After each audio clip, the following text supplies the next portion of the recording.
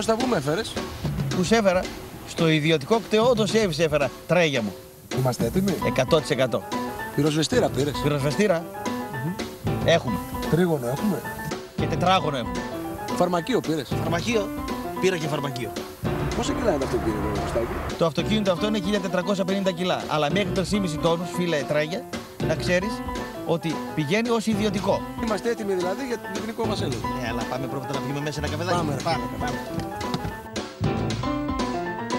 Κύριε Ραπτόπουλε, δεν έχετε τρίγωνο, δεν έχετε πυροσβεστήρα, δεν έχετε φαρμακείο και τα φρένα σας δεν λειτουργούν.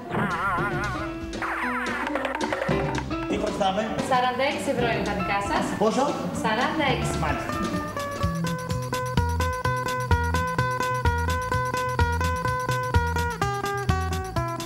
È un mondo difficile e vita intensa.